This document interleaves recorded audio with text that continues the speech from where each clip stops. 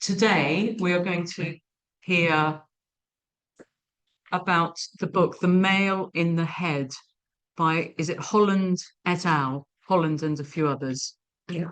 And the people talking about it are Sheila Jeffries and Julia Long. So thank you very much, Sheila and Julia, and over to you. Morning, everybody. Absolutely delighted to be here. Yesterday was a fantastic day. Well done, everyone, getting up and out of bed and over here. It's Sunday morning, so I think we've all done pretty well. Yeah, as Joe said, Sheila and I will be talking about this book, The Male in the Head: Young People, Heterosexuality and Power. But if I may, just before we start, I did just want to, because I've got this opportunity, a big thank you to Sheila for that absolute talk that you did this afternoon, which I don't know if everyone was here was lucky enough to hear you. I just thought it was so powerful, so fantastic. I don't think, Sheila, I've ever heard you do a talk where the rest of us don't all start off over here, and by the end of the talk, we've all moved on like a huge amount. I don't think I've ever seen you not do that. And then yesterday, I think particularly was a case in point of that. So I'm really grateful to that. I'll definitely be sharing and tweeting that around.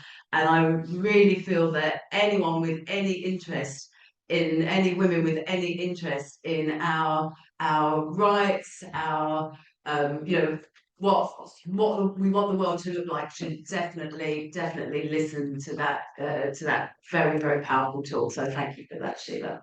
Anyway. Sorry, I know I have taken a few minutes, so I'll put on the things now. So usually when we start these radical feminist perspectives, we usually begin by saying when we first read the book. It came out in 1998. I think I probably read it in the early 2000s, something like that. I know I definitely used it when I was conducting my research for my PhD, because I was doing my own empirical research, interviewing different women, but a lot of young women who were involved in anti-porn activism, and the kinds of things that they were saying to me about why they were involved in the anti-porn activism certainly chimed with what they found when they did when Holland et al. Had done their research. Really, but also the reason why I chose this book as one to talk about for this series was because Sheila, if you remember, a few months ago, I think we talked about the Women Against Violence Against Women book. I always think of it as the Blue Book. It's got a lot of collection of talks and essays from conferences held sort of in the mid-80s, as I recall, that sort of time. And one of the pieces that we talked about in that session was from this book, from part of their research project. And I just thought the quotes from the interviews I found them very, very, well, really interesting, but also very moving, quite upsetting. And I thought it's worth actually going back to this book and having a bit of a closer look at it. So, yeah, so the book is it was written collectively by four authors. I think we should name them all. So it's Janet Holland, Caroline Ramazanoglu, Sue Sharp, and Rachel Thompson. And the collection of pieces in there draws on there. This is really distracting because I have to keep taking my glasses on and off. So it draws on two funded projects. They conducted this quite large-scale research in the late 80s. So they had two funded projects: the Women, Risk and AIDS project, in which they interviewed 148 young women for 2 years between 1988 and 1990, and then they followed that up with Men, Risk and AIDS as a second project, where they interviewed 46 young women a couple of years after. The context for their research, so if you think they were carrying out the research in 1988, so they would have put their bid in, I don't know, like a year or two before that. and the context was, what was termed the AIDS crisis in this country, and there was a lot of political concern at the time that there was, in terms of the kind of advertising campaigns and public information campaigns, it had been seen, it had been kind of constructed in these campaigns that there were particular high-risk groups, such as gay men or intravenous drug users, that were more at risk of contracting HIV. And then the kind of policy approach shifted to an understanding of particular activities rather than particular groups or identities. And there was a very very sort of pressing political concern at the time that this AIDS crisis could lead to an epidemic amongst heterosexual concerns. So they had to, the sort of politicians at the time, the government at the time, felt that they had to produce advertising and information and resources that were kind of geared and would be used and taken up by sexually active heterosexuals in order to prevent this sort of epidemic in amongst heterosexuals. And so the funding bit, as you can glean from the book, was very much initially about this kind of safer sex drive. So that's why it was called Women Risk and AIDS. It was about sort of safer sex and sexual health promotion. But what they found when they were interviewing the young women and the young men on that about safer sex practice, what they found, unsurprisingly, was the sort of stories and accounts that really showed a very concrete sort of material inequality in the heterosexual relationships, in the young women's experience and the young men's experience. And so they start to think about masculinity and femininity and how the norms and expectations of those things play out in terms of heterosexual relationships. So they really moved from this quite narrow thing about sexual health promotion and safer sex to a much wider concern about heterosexuality and inequality and how that plays out. And the term "the male in the head" was basically what they decided through analysing their findings was that all the heterosexuals were approaching their sexual activity, their sexual relationships, with the male in their head. So the young men would have a male in their head as to, oh, this is what I've got to live up to, this is sort of what I have to be. And the young women would have a male in their head because they'd be thinking, oh, what does he want me to do? And I've got to live up to that. And that's where the title comes from. So that's my quite lengthy introduction as to what the book's about. I'll hand over to Sheila. I think he's going to talk about the demands of the women's liberation. Yeah. Yes, I'm going to talk about the background a little bit, because when I read the book in 1998, I was a little bit disappointed with it. I mean, there's obviously a lot of very interesting stuff there, but it's such a letdown from what we were doing in the 1970s, from the sort of feminism we were creating. I was a bit disappointed, so I have to say, because sexual practice, what women actually had to do with men, was a huge concern of the 1970s and early 1980s. And we went very far in criticising it. And so this book came at the end of a period in which feminists were writing terrific books on violence against women and sexuality. And in the women's liberation conferences that happened in the 1970s, up to and ending in 1978, we produced demands. This happened, it was an imitation of what used to happen on the socialist left.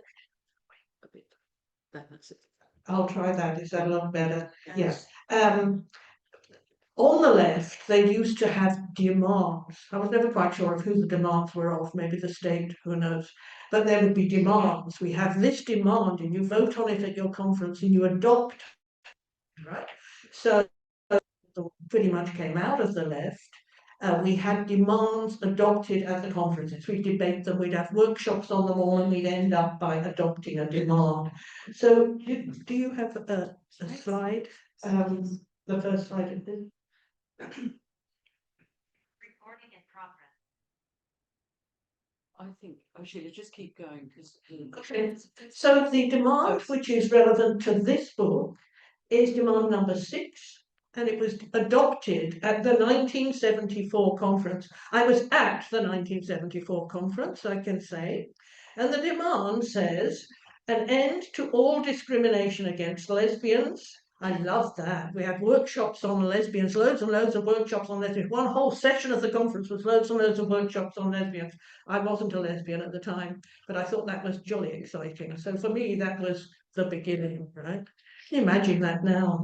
Anyway, it was an end to all discrimination against lesbians and a woman's right to define her own sexuality, right? A woman's right to define her own sexuality. Can you imagine how anybody would think of that now? And it's impossible to imagine. It's impossible to imagine. So later in the 1978, which was the last conference in Birmingham, it was agreed that this demand should be made into 2 separate points, with a right to a self-defined sexuality for all women being a preamble at the start of the list of 7 demands. The most important thing was a woman's right to define her own sexuality.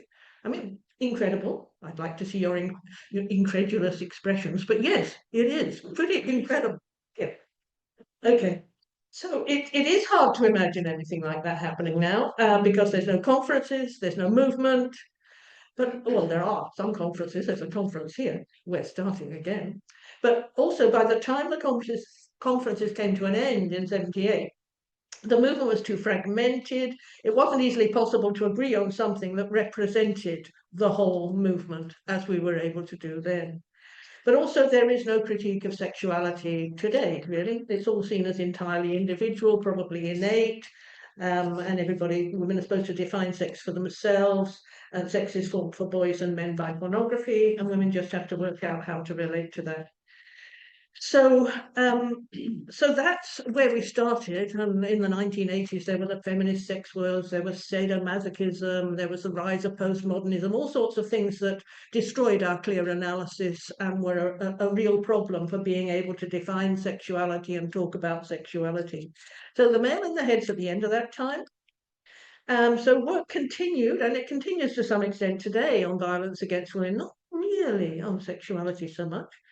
But the work was toxified by postmodernism, I think it's fair to say. And when I read this book, because postmodernism affected feminism and feminist theory badly in the 1980s, when I read this book, I was a little bit disappointed because I saw the harm. There was all sorts of talk about things like the multiplicity of differences. And whenever I sort of see that stuff, I go, whoa, right? So nothing is possible to read in a straightforward way anymore. Everything became a bit vague and difficult to understand.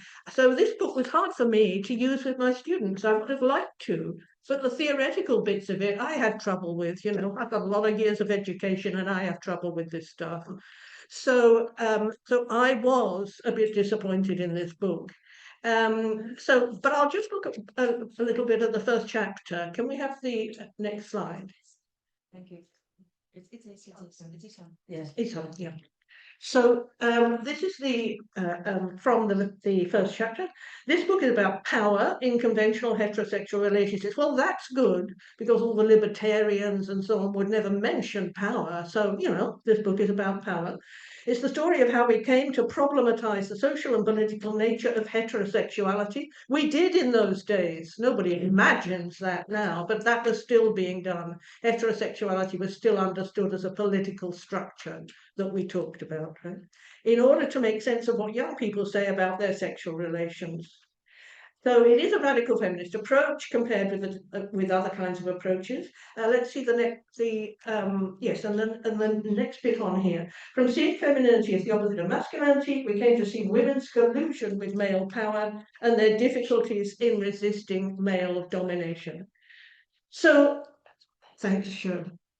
So that's really useful. It's about power. We're talking about how women exist in a power relationship, trying to express themselves sexually in relation to the demands that men have. Could we have the next slide? Women, they discovered, colluded with their sexual partners in the reproduction of male power. I don't like the term colluded.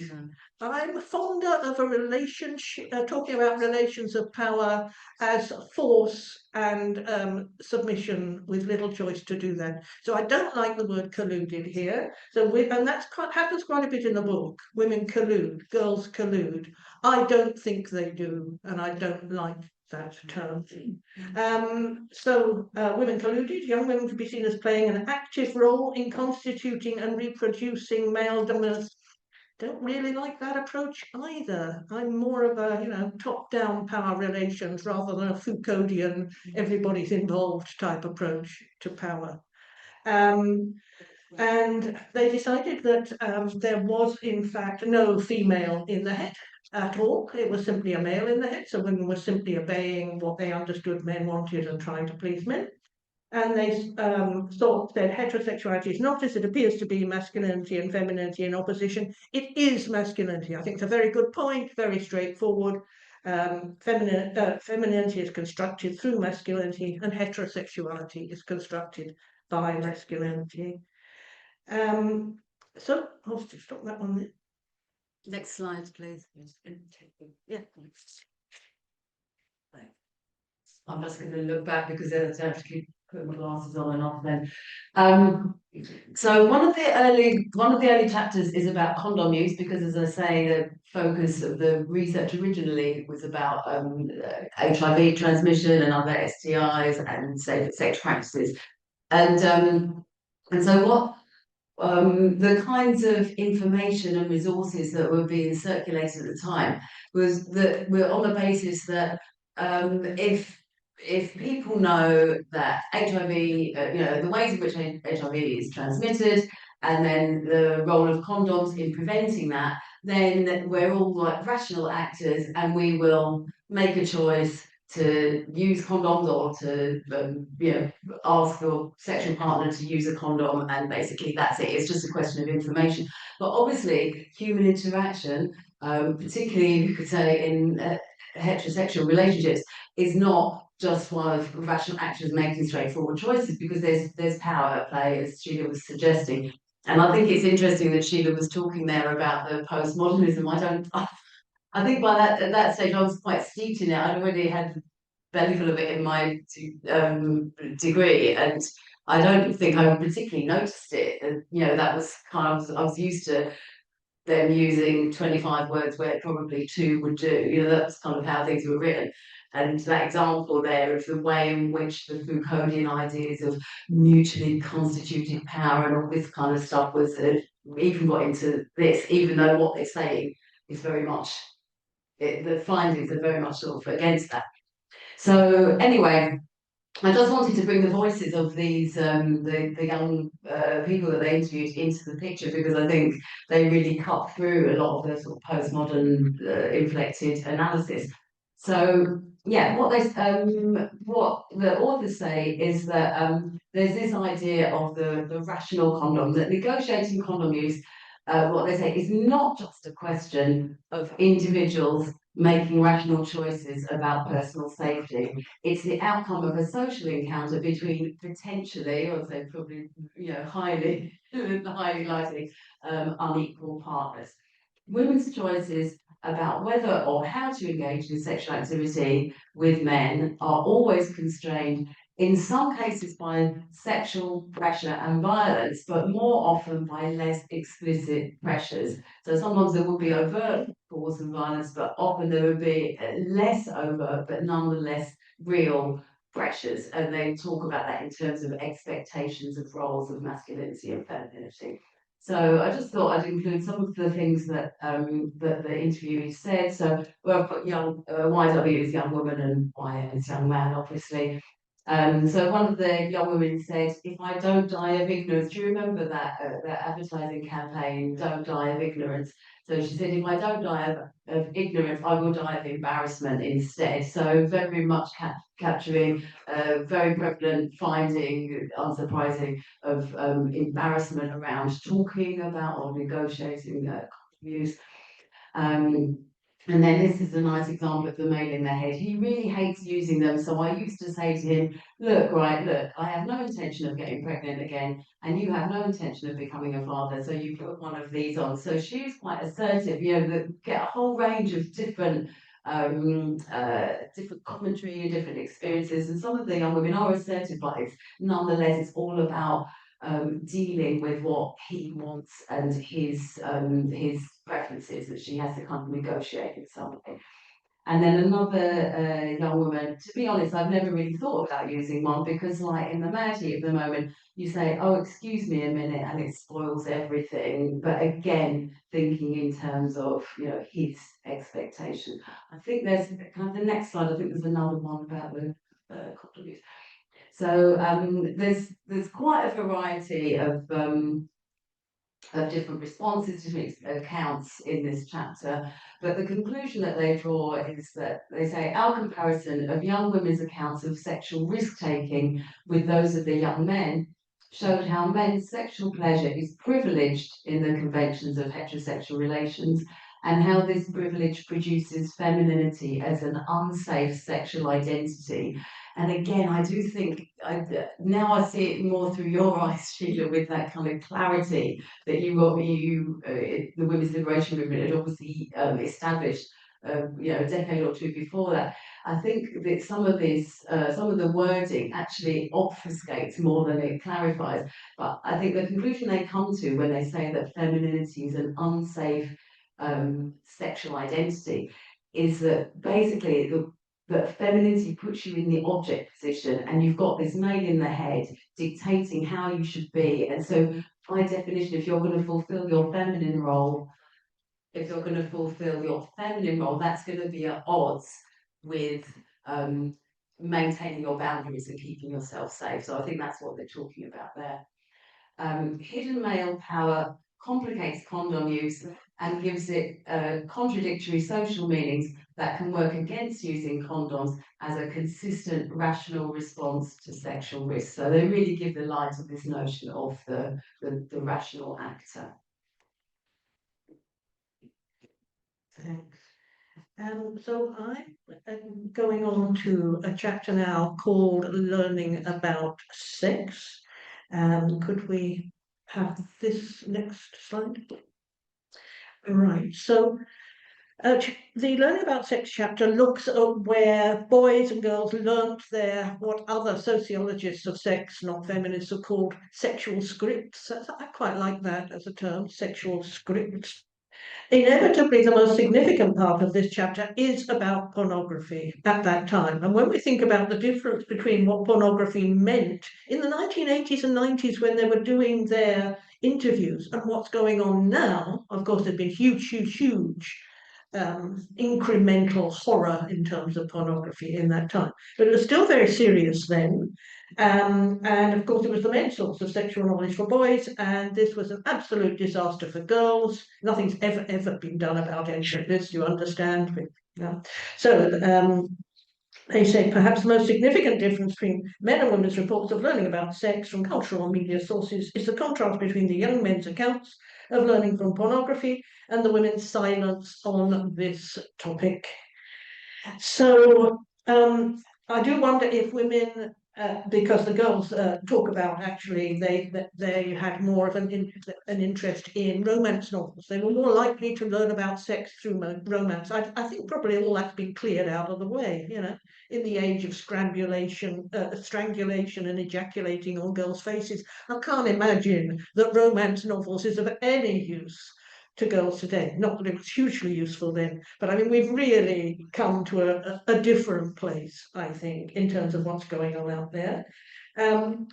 So pornography, they say, marks out a male terrain and a resource for the collective construction of masculine identity defined in opposition to femininity. Certainly, and that's what it was all about from the very, very, very beginning. Girls didn't have a chance, really. Boys and girls speak completely differently. Boys say girls want it switched off, and the girls say it's a pervasive feature of their culture. So there's big differences on pornography. And the men say that pornography is a feature of early adolescence, and it's a resource that's shared by young men in groups. Isn't that interesting? The boys use the pornography in groups, as they do now, because it's establishment and construction of their power and of their masculinity, and they do that collectively. And watching it alone, they were scornful of that. That's just something for older men, you know, it's not something the boys would do. And this is true whether you're, and I've written about this before, whether you're in Thailand or Cambodia or whatever, the boys are sitting in cafes watching it in groups. They are always watching it in groups. It's constructing their hatred of women in groups, and that's really, really important. So that's not changed, and it's still the same. So could we have the next slide? And this is girls talking about the difference between what they'd expected and what actually happened as a result of the boys' consumption of pornography. It was so different what I'd imagined. I was so detached from it. I was just thinking, well, this is what happens then. He goes up and down and things like that. The actual physicality of it was quite a shock. When you see it on television and read about it in romantic novels and that sort of thing, it's totally different. So that was, I mean, it may be strangulation now, and indeed it will be, and we'll talk about that. But even then, the girls' experience and their first experience was pretty awful, pretty normally awful. The next chapter, which is chapter 5, is about the languages of love. And it's about how teenagers talk about sex or during sex, which is quite interesting. It's exactly what we would expect. I mean, what you see coming through this, and I know they use all sorts of postmodern language and stuff. When I was young and when I was a young feminist, we talked about it as the double standard, clearer way of standing. I think the total difference in language, the total difference in experience, the total difference in the way of interpreting experience. The situation, of course, was boys talk about victories over girls. It's a language of conquest, gaining prestige with other boys. Girls are unlikely to talk about their sexual encounters at all. The boys pressure girls to let them penetrate. The girls use all kinds of strategies to put them off, often lies. You know, we used to talk in consciousness raising groups in those days about how you had to say, I've got a headache, got to wash my hair, right? All exactly the same, and I'm sure it's all exactly the same now, because that's the power relationship. You have to lie to put off the power of the master. I mean, that is the situation. And girls were not expected to initiate sex, all traditional expectations fitting with the sex roles of these boys and girls. Very depressing, 30 years after the women's liberation movement, and I suspect it's very much worse now, unfortunately. So there's no equality in terms of sexual relations. So what's interesting to consider is the extreme difference between the experience of heterosexual girls and boys. You will not be surprised to know there is no double standard for lesbians. Right? It's just important to think that, because we think of sex as simply something that happens between boys and girls, but of course it isn't. Lesbians are not trying to get conquests over each other and talking in groups of other lesbians about how they've just managed to, you know, do it to that person over there. I mean, it's impossible to imagine, because lesbian sexuality is not based around a power difference, and the sex is not based around a power difference. So it's totally different, and therefore not really surprising that most of those doing research on these issues are lesbians who can see it. Because if you're in heterosexuality, you often can't see the double standard. You can't see the difference that is there. Okay, over to Julia. Thank you. I had some quotes from the. I'm going to the next. I had some quotes from that, but I think we'll just skip on and go on to the next chapter. So the next slide and the next slide. Yeah, just to this one. Thanks, because I think Sheila's already covered that. Yeah, and I think one of the things that is important, and I think has largely been lost now, is that what they do acknowledge in terms of their analysis is that they are critiquing heterosexual practice. They're actually holding it up to the light and scrutinizing it. And I think what's happened now is I really don't see very much scrutiny of heterosexuality, and you know, there's some concerns around, as we were going to say, like the more extreme practices that have become prevalent now that really normalize really extreme forms of violence against women in terms of heterosexual practice and relations. but I think looking in the way that they looked at what young people's experiences were and analysing them and seeing this as not being in any way natural or inevitable, I think that has I don't know what you think, Sheila. It seems to me that that has largely gone, and most of the discussion I see, certainly online, is very much about sort of biological determinism and innate sexuality. That seems to have really made quite a comeback in all kinds of quarters. So the the next chapter, I'm just saying a little bit about when bodies come together. To be honest, there was quite a lot in this chapter that was quite explicit that I just really did not want to talk about on a thing that's going to go on YouTube. But clearly, sexual relationships are very, very much about bodies. It's a quintessentially physical nature.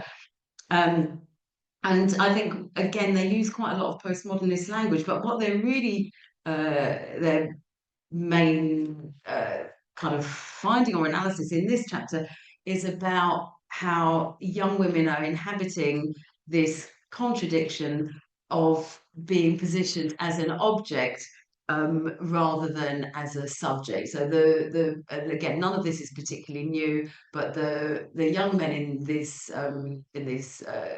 situations, these relationships, are constituted and constitute themselves as the subject of sexual interaction, and the young women are experiencing themselves as the object. So that gives rise to all these kinds of contradictions.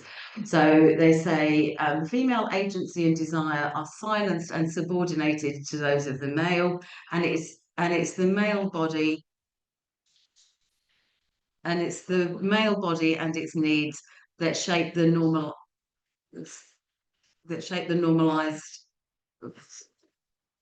This really unnerving experience, a heterosexual encounter. So the young women are very clearly embodied in the sense that their body is under far more scrutiny than the young men. The young women suggest that they are under pressure to construct their bodies into a model of femininity, which is both inscribed on the surface through such skills as dress, makeup, dietary regimes, but disembodied in the sense of detachment from their sensuality and alienation from their material body. So I think they're basically talking about that contradiction of being perceived and experiencing yourself as an object to be looked at rather than an active subject. And as Sheila was saying, in terms of how things have gone on in more recent decades, obviously these kinds of strictures and expectations of what women are supposed to do to their bodies in order to render themselves, fit for consumption, as it were, are so much more extreme and highly technologized, and often very invasive practices in terms of different beauty practices, hair removal, even cosmetic surgery and other sort of invasive practices, and the sheer display of nakedness that is expected now in terms of fashion for young women. The social construction of femininity encourages young women not only to cede agency and submit to this male power, but also to contribute to it through their own disembodiment. Both men's power and women's resistance are contested and unstable, but the successful construction of femininity in relation to masculinity requires women to enable the exercise of men's power. So that is a rather long, convoluted way of saying what they've already established, the object position of the young women. But I do think in this kind of the way that they discuss it, it does rather suggest that that the young women might have more room for manoeuvre than they actually do. And one of the things that they talk about in the previous chapter that Sheila was referring to, in terms of the of young men using their stories of sexual conquest to establish their masculinity amongst their friends and their peer groups, that I think the young women have a knowledge of whatever they're doing with this boy or young man in this sort of private space has the potential to be turned into a story, and that has got very, very potentially serious consequences for her in terms of her reputation in a way that is not parallel. He doesn't have that same kind of the same risk or potential to have his reputation sort of trashed in the way that hers could be. Yeah, I felt there was something a little bit forced about some of these later chapters where they're trying to find some sort of positives. You know, I have seen that in sociological research before, where sometimes the findings are really grim, and then the researchers feel they want to kind of try and rescue some sort of positive. So they call these latter chapters as empowered women and empowered men. But what I did think was that they actually capture again a really important contradiction in terms of the pressures on young women to be feminine. So they say that, as they've established throughout the book, to be verbally pressured into having sex is considered to be normal sexual practice for many young people in our study. That means that obviously for the girls to be verbally pressured, and they describe it as a war of attrition in which, you know, the man gradually kind of grinds down her resistance, and then she ultimately has to give in to it. So they kind of take that as given, but they're still trying to look for some kind of empowerment of women in this very disempowering scenario. So what they say is, while femininity can be constraining, it nevertheless offers young women a recognizable place within heterosexual relations and a public identity in relation to other women. A wholesale rejection of femininity places a woman outside of heterosexual relations. Young women often felt they had to choose between feminism and femininity. So I think what they're saying there is this contradiction of femininity, that actually by your own erasure, by your own erasure of yourself as a subject, you are then paradoxically actually gaining some kind of role within the wider social order as an acceptable woman. And so I think what they're saying is quite true. A rejection of, because obviously femininity and heterosexuality are so completely like two sides of the same coin. And by rejecting that, as Sheila was talking there about lesbian relationships, lesbian sexuality, it is actually placing you outside of the heterosexual norm. But the young women that they were talking to found that to be something that was quite frightening, or that they could lose their social status. But maybe they should have just pursued that line of questioning a little bit more. They might have reached a different conclusion.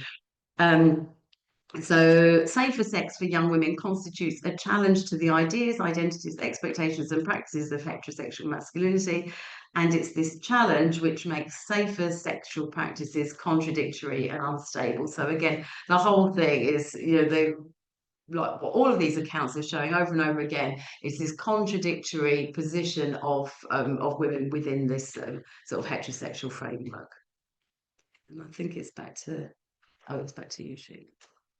Thanks, Julia. I think I should mention something else that I was thinking, because the book was in the context of AIDS and of AIDS education and risk education and all of those sorts of things. Well, I was very aware. I was in Melbourne from 1991, and all this education, AIDS education, was going on everywhere. Right? It was even going on for lesbians. I went to a session to see what on earth they would see. Well, of course, it wasn't feminists who were doing this AIDS education. It was just lesbians without any politics at all. And the assumption was that lesbianism and heterosexuality were equally dangerous. And therefore the lesbians, they had to try and work out what the lesbians did sexually first, had to use dental dams, right? Dental dams. In fact, AIDS was not dangerous for lesbians. AIDS was about the penis. I mean, that's exactly what it was about in gay male sexuality and in heterosexuality.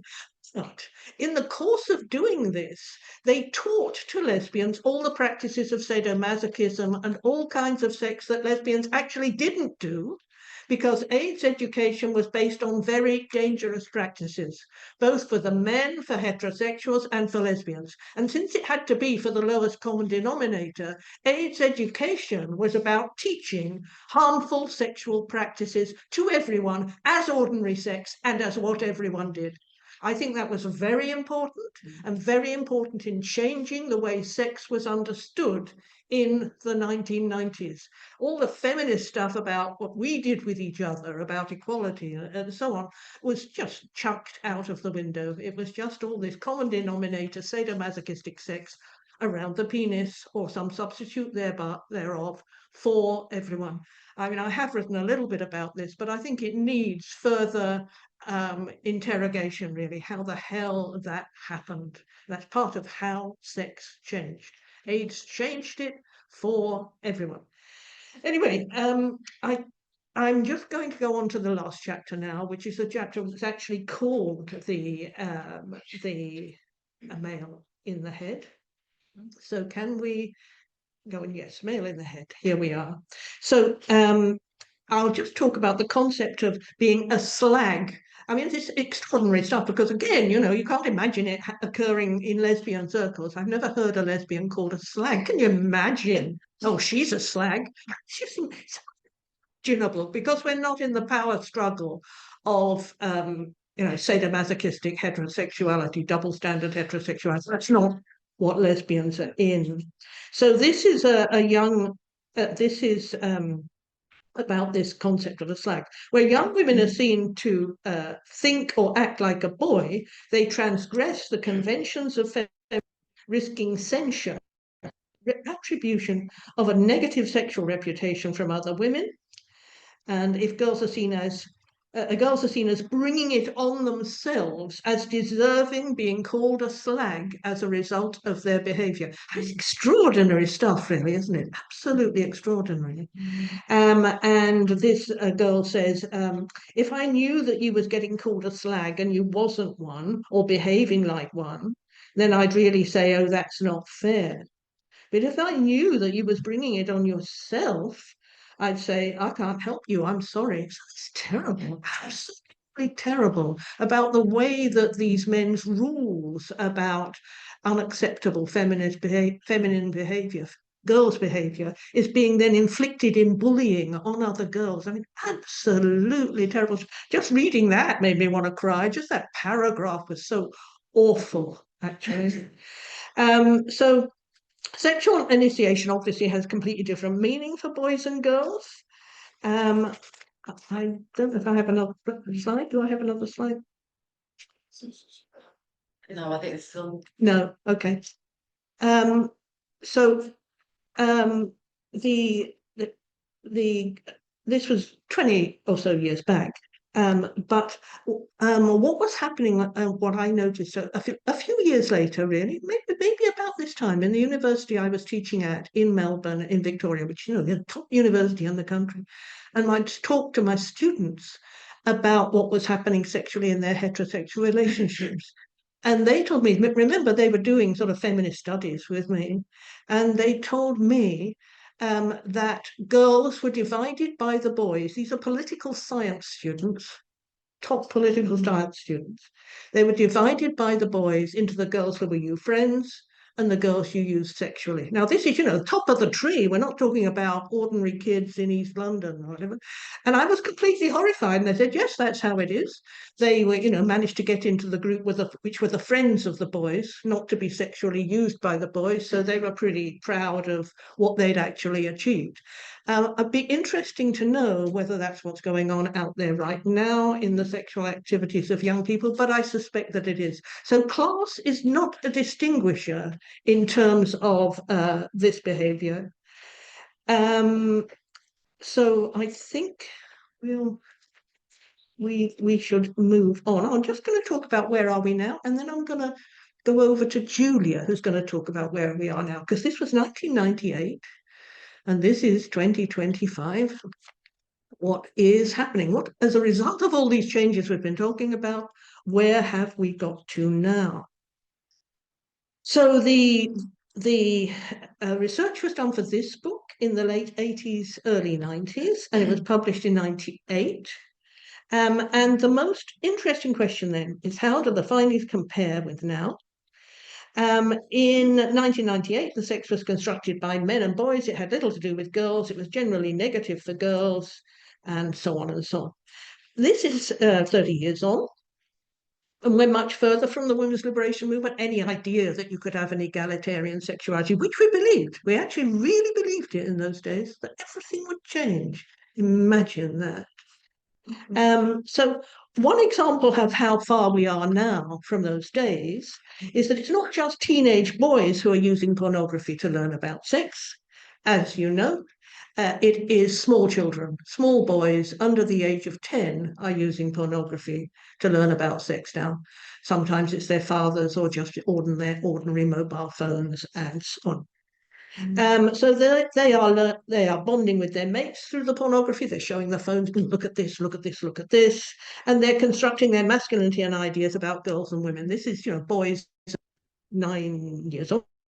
So pornography is now constructing the ideas and behavior of little boys at primary school. We've got a lot of information about this. There's been a lot of research in Australia. There's been a lot of research now in the UK on the effects on girls and with female teachers of the fact that the boys are looking at and using this pornography. Mobile phones weren't available then. It's very, very easy now for small boys to access pornography and use pornography. I mean, it's an extraordinary thing that you'd have small boys using this terrible hatred of women and learning about sex in this way. So there's lots of reports of the violence that results. And the National Police Chiefs Council in the UK says that reports of sexual assault against children, mostly by other children, in fact.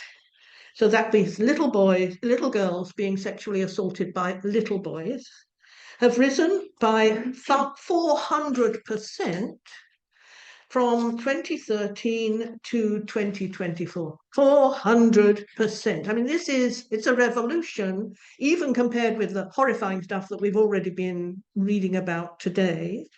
And the organization Everyone's Invited, which is a feminist organization set up to collect the accounts of girls who've suffered sexual violence in school, and it was set up a couple of years ago, had reports from 1,640 schools in March this year, and 60% of the teachers who reported to them said they were aware of children under 9 being exposed to pornography.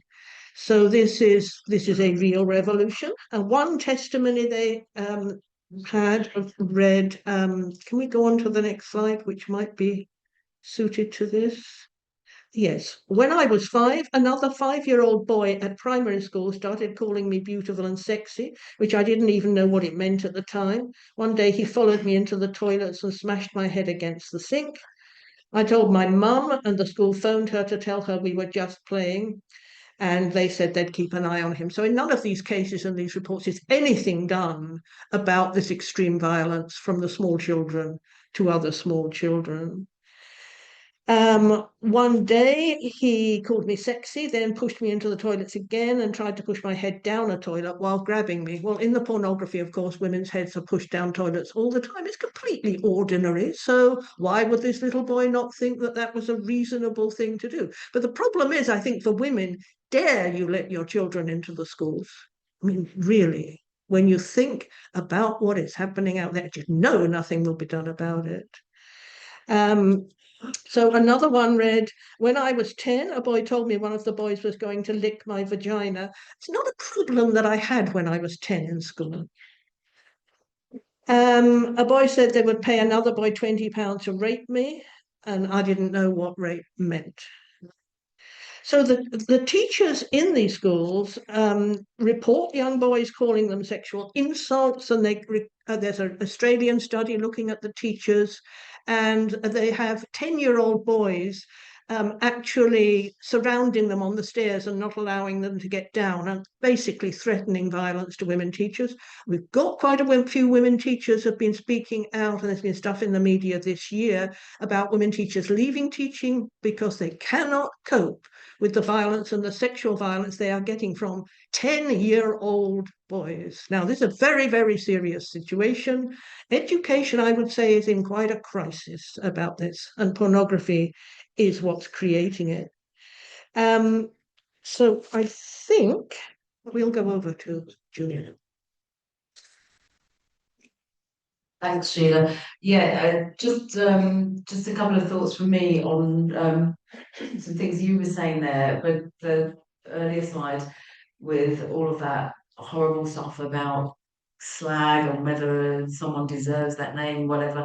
I mean, I do probably a lot of us here, I don't know, my sort of era would remember. I just remember the insults of the time at school was slag and tart, like they were the main thing. Tart seems to have died off now, but and then it was something that actually we did use it in a jokey way as well, I suppose, to try and take the sting out of it. So we'd use those words in a jokey way, but I think they've got you don't really hear them so much now, but you certainly hear the word slut, don't you? And these other ones like scare, and I don't know, there's just so many horrible misogynist words. But I'm sure Sheila will well remember as well. I just could not believe it. It was about 2010, 2011. Do you remember the slut walks? I just remember when I saw that online. There was someone was talking about it, and I really could not believe my eyes that this was actually this thing, that they were organising this walk called the slut walk. And I remember at the time I was, very involved with the London Feminist Network, and two or three of us just went to have a look at this walk, because obviously we'd been organising Reclaim the Night, and then suddenly this was set up very much in opposition to Reclaim the Night, because it was all sex positive and sex work positive and trans positive and all the rest of it. And I just remember seeing these women on this walk, and I remember one woman had she was wearing like this really revealing like little top or corset thing, and she had Polish slut written across her chest, so you just think of the ways in which these words have just gone on to Can I just say, and I had a lot of trouble with pussy hats, pink pussy hats. I do not wish to be represented as my genitals or referred to as my genitals. That was absolutely horrifying. You just go out in the streets in the town where I live, and there were all these women in pink pussy hats being represented by their genitals. Extraordinary. That's how far down feminism went. Slut walks and pussy hats. Yeah, absolutely. And it's interesting, isn't it, of like what we're talking about yesterday, about free speakable and unspeakable, and we still refer to the N word, but no one refers to the S word or the P word. These are really quite ubiquitous terms. So anyway, I was thinking about that, and I just wanted to share as well something that I noticed when for my sins, I must have committed a lot of sin in previous life. I recently had a brief spell of supply teaching. I don't know if anyone's ever gone there. I certainly wouldn't want to repeat that in a hurry. But one of the things that struck me, I didn't witness anything, really quite as grim as what Sheila was talking about. But what struck me, and I didn't really think I was very shockable now, but I was shocked by this, was the sheer knowingness of this was in secondary age, but say year 7, year 8, so kids of like 11, 12, maybe 13, that sort of age. The things that I would overhear and the things that they would say and laugh about just showed such a knowingness of pornography. For example, there was I was observing a lesson. It was actually a male teacher, and in the course of his lesson, he referred to something that was on. He said it was on the BBC, and this row was actually of girls at the back were all really laughing and sniggering because they interpreted it as a pornographic term of BBC. I don't know if you're familiar. I don't really want to say it's going to go on, but anyway, you can imagine it's a pornographic term, and that's what they were laughing at. And I thought, my goodness, that teacher can't even refer to the BBC without it being interpreted in this. So that was just one example that stayed with me, but there were lots of things like that it was really disturbing to see these, really very young children. You think of year 7s, they're still quite, baby faced and young, and just the knowingness.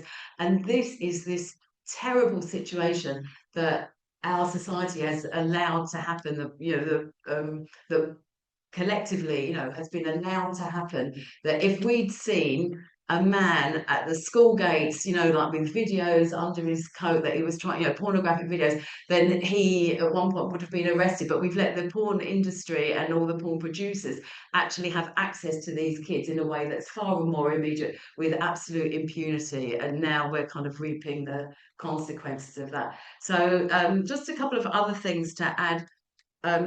All I was going to say, which is really, I think, chimes with what Sheila was saying there, is that when we look at the kind of norms that the interviewees were talking about in that book, obviously what we see now through the normalization of pornography is the normalization of really undeniable violence against women as becoming a part of normal or relatively common sexual practice. So things like, I really hate this term choking, because I think choking is horrible, but we're talking about strangulation. We're talking about something that's a very, very serious, like, you know, murderously misogynistic. And in some research that came out, I think last year, from Debbie Herbenick in the US, she found that 21% of the women that in her study had experienced choking or strangulation and in their sexual encounters, and when she was looking at young women, it was 40%. So it's really, you know, really huge. And what strikes me as well, obviously, there's been the normalization of anal sex, BDSM. These extreme and violent practices are just increasingly part of this, what's seen as a kind of quite common sexual practice. And one of the things that strikes me in some of the discussions that I've heard about this, including by this researcher, Debbie Herbenick, she was on the radio talking with someone from I think it's called the Institute to Address Strangulation, something like that, IAS. It was some, really, very incongruous sounding title. That what the discussion tends to be about is the potential physical health risks that are involved. Now, obviously, these are very serious, in terms of like bringing on a stroke or like killing someone. Obviously, very, very serious. But are we just concerned about the potential health risk? Are we not concerned that young men are entering into sexual relationships with young women with the intent of strangling them? I mean, what are the health risks involved? Surely that in itself, in and of itself, is absolutely horrific. And what she was saying is that obviously there has been the influence of pornography, but just as we've seen pornography then influences the mainstream culture, she was referring to songs and I don't know, TikTok and Instagram and social media and other mainstream media, where there is now this kind of casual reference to choking. And so I did look up one of these delights, which I thought I'd share with you, because I'm sure we all know who this fellow is. In fact, I'm not even going to give him I'm not even going to say his name. But anyway, this song apparently was quite a big hit. When I looked up, it had 195 million views on YouTube, which I'm sure this conference will also probably do pretty well on YouTube. And I'm not sure if we're going to get 195 million views. But anyway, so this song starts off, I'm vanilla, baby. I'll choke you, but I ain't no killer, baby. Now, who says romance is dead? I mean, surely that line. I mean, really knows how to sweet talk a woman, doesn't he? I'll choke you, but I ain't no killer. I'll choke you, but I won't kill you. I mean, really, what a gent. But that had 195 million views a couple of years ago. So it just, it really is quite staggering. And I thought I'd mention as well, in terms of support services for domestic violence, certainly something that I've noticed very frequently in terms of referrals of women to domestic violence services, that strangulation is something that, this is just it's not very scientific study, but certainly something that I've seen a lot more in the past year than I had done maybe 10 years ago. But I think it's much more frequent. So it's interesting and horrific that non-fatal strangulation is something that is really not infrequent in terms of men's violence against women, that gets seen as indicating very high and very serious risk on a domestic violence case on a referral, but at the same time is completely normalized in these kinds of song lyrics and seen as long as you do it safely, you know, that's there's no problem with it. So yeah, just really all these processes of normalization. On that note, I think maybe we'll go to some questions. Shall we have our guests, the other guests, introduce themselves now, Joe, or did you want to do? Can I just make one Oh yeah, remark? sure. So basically, we've gone from a self-defined sexuality for women, which did not include strangulation, to strangulation. That's where we've gone in 50 years of trying to think about women's sexuality. I mean, it's extraordinary, and I think we are allowed to think that is completely extraordinary. Sex is now murder. Once upon a time, we used to think it could be delightful. Many of us erupted into lesbianism, and it was delightful. There was no strangulation. And I think this is, and I think it really throws into sharp relief how awful and sort of regressive this terrible new biological determinism and ideas about innate sexuality are, because are people actually suggesting that heterosexuality is inevitable and therefore all these practices are inevitable and there's no kind of escape for some women because they are inherently heterosexual? I mean, one of the things I do think was very good about this book was that it did actually provide a critique of heterosexuality and all the practices that, and threw into, you know, very, very sharp relief that that there was nothing inevitable about any of these, that these were socially constructed situations, in situations of a very serious power imbalance. And I think one of the differences, I think, Sheila, you've commented on this before, that if we think about young women now entering into a sexual relationship with a man, there is a potential that she, I mean, obviously that's always the case, but now it's very much the potential that she could be very seriously harmed or killed in that. And that is not the case if a young woman is entering a sexual relationship with a woman. That's you know, that, and that's a big difference. I think we have to make that visible and talk about it rather than just say, oh, this is innate and that's innate and, you know, whatever.